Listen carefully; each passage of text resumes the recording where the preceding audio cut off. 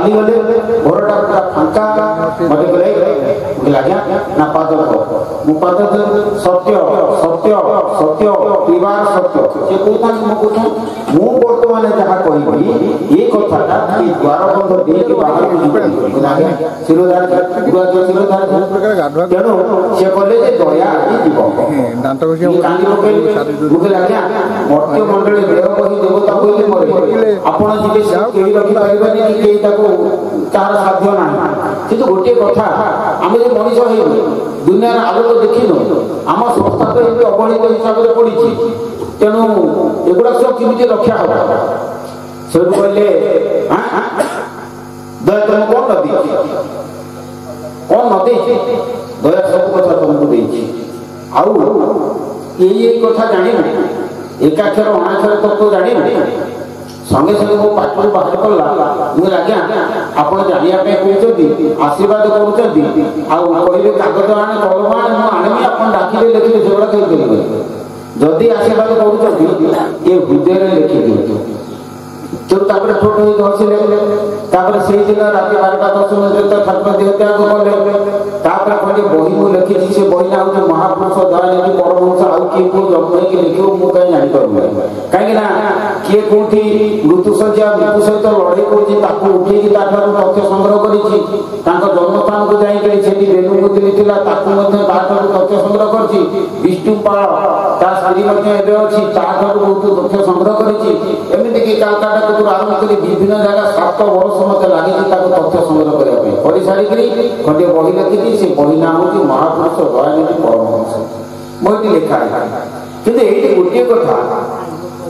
जे समस्त से ठाकुरे मात्र थरिए दिए किंतु ए विश्वम्बर बाबा से होती 4 थर प्रथम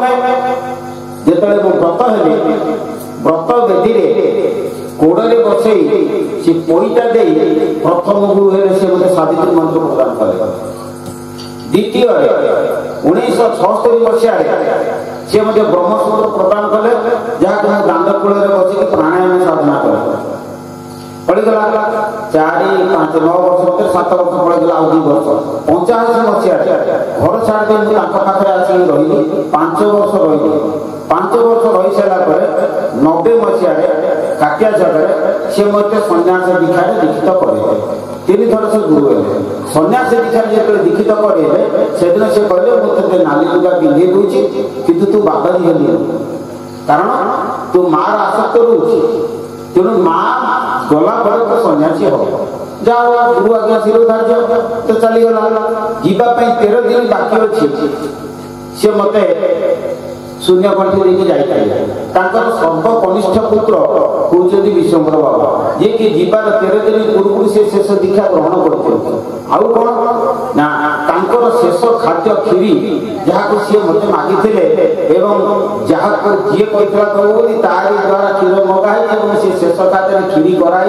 सीतार अमावास्या दिन चामच मात्र खीरी खाई किसी खाईना शेष यज्ञ आम जन्मस्थान शेष पानी ये सी पाई तेणु श्री ठाकुर शेष कथा किसी समाप्त होती विश्वम्बर पाखे आउ कौन ना दिने 22 मठ मुझे आम जन्मस्थान हूँ झुंकुरी बजार रसदपुर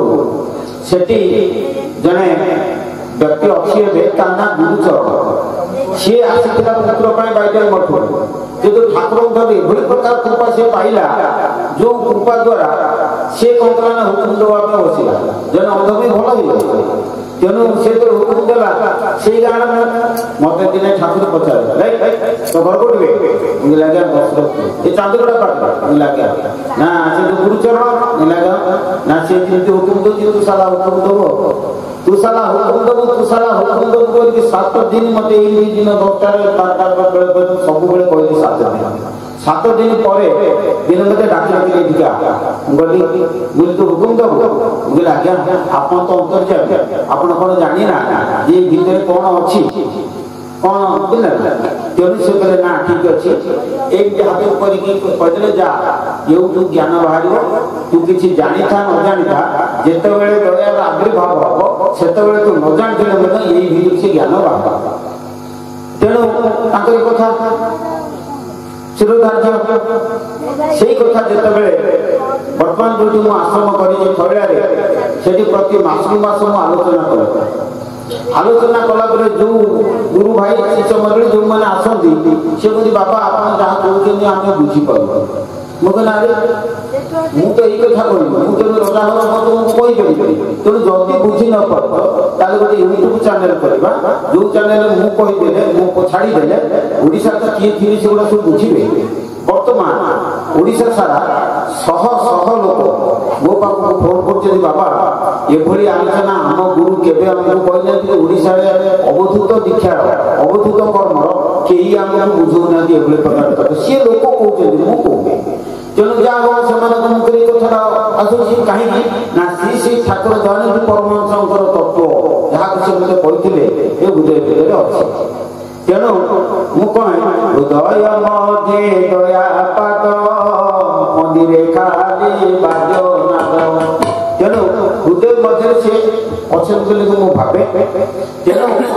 स्मरण कर पाद को लक्ष्य कर आज 48 वर्ष होगा मुझे दिने मन आउ कड़े बढ़ी नहीं पाद तले समर्पण दे बसी जहाँ मत निर्देश आसे मुझे गुड़ाक पदे पदे कहे श्री ठाकुर खंडे बही लिखिं से बही नाम खरस्रोता तत्व से खरस्रोता तत्व ये पचार कौन अच्छी मु उत्तर देवी कौन ना एभली प्रकार विज्ञान सम्मत जिनस से लिखिं जो कथा कि कौन पंचसखा मार्ग में कौन बही देखा पाऊँ से जिन से जगह पर अच्छी तेणु से आम किसी आलोचना करवा बर्तमान जे कथा जे आमे जिते जन्म है माँ गर्भ मातृगर्भ ज्ञान प्रथम ज्ञान माँ गर्भ जो जन्म है केमिति जन्म एवं माँ गर्भ जो जिनिस आम शरीर तैयारी हूँ जड़ पदार्थ जड़ एवं जैव पदार्थ ये जड़ जैव पदार्थ जीवन केमिति संसार यही कथा बर्तमान मुझे किसी समय आलोचना करें जड़ पदार्थ भर जीवन केमिति संसार देख जे विज्ञान कौच ये प्राणी शरीर क्षुद्रतम अंश हूँ कोष प्राणी कोष बोली कहते से कोष भितर सब ये जैव पदार्थ मिसिकी से कोष संचालित हुए कि से कोष केमिति गठित हुए आम देहरे जो कोष चली कोष पत्र केमिति सृष्टि हुए यही कथा श्रीमद भागवत त्रयोदश स्कंध 31 अध्याय प्रथम 2टी श्लोक मु बर्तमान कहूँ कौन व्यासदेव कौन लिखिले कर्मणागवनेत्रेण जंतुर्देहोपपत्तये स्त्रिया प्रविष्ट उदरं पुंसरेतकमाश्रयः कलौलमतचरात्रेण पंचरात्रेण बुद्बुदं दशाहेन तु कर्तन्धु पेशंडं वागत परं दित श्लोकर अर्थ जे कोन ना कर्मणा दैवलेत्रेण जंतु देहोपपत्तये कर्मणा दैवलेत्रेण जीव निजर कर्मवशरु निजर संस्कार वशरु से कौन करे ना आसिके जंतु देहोपपत्तये जंतु प्राणी देह से पशे तुमती ना स्त्री प्रतिष्ठित होते पुंस रेतकणाश्रय पुंस रेतकणा को आश्रय कर से स्त्री गर्भ को जा केमिति आश्रय करे कथा से ठाकुर कल्प लिखे से कथा को मु कहूँ जिते वीरकिशोर दास खंडगिरी सी चाहिए जे हे प्रभु मु केमिति माँ गर्भ टे खेली ठाकुर कहले तथास्तु सी जन सिद्ध पुरुष आमर कंटीपुर रंगाधर श्रीचंदन सी भी सिद्ध पुरुष सी भी ठाकुर को मागिले कहले हे प्रभु मु माँ गर्भ को जीवी किंतु मु आउथरे जन्म नेबी ठाकुर कहले तथास्तु जेतेबेले मधु मुदुली आमर कलदीप ग्रामर मधु मुदुली स्त्री हूँ बाज भल ना विरजा तांकरी गर्भरे जो पिला किए जन्म है से पिलाटी जेतले रहिला ताको गर्भरे केमिति रहिला ना वीरकिशोर दास जेतले देहत्याग कले से सब तांकरी आत्मा आसी कि मधुर दुर्गुदुतिरे प्रवेश करे सेटा से कहते ठाकुर परस्ता कल्पने से ब्रह्म ज्योति रूप धरी पुरुष रे तो आश्रय करी निश्चल होई नर होई कमल सहस्र तोड़े जाई डिटेल बुझिबा जे से जो ब्रह्म बा जो आत्मा जो शरीर त्याग करे शरीर त्याग कर आसे से कौन ना पुरुष रेत को आश्रय करके रहे भागवत भी कहूँ से कथा किंतु ठाकुर कहले कौन ना कमल सहस्र दल सहस्र दल कमल कौन वीर्य अच्छी कि ये गोटे बड़ आश्चर्य कथा साधु बाबा सिद्ध पुरुषर वाक्य सहस्र दल कमल केमती वीर्य सहित रहा एवं से केमिति मातृगर्भ को गला से कथा ठीक ठीक कहूँ अधिक रात हो सी कौन जिते प्रकृति वश स्त्री पुरुष मिलन हुए से कौन हुए ना चित्त जो ज्योति ब्रह्म सी कौन ना तरंगायित हो आसी आमर प्रथमे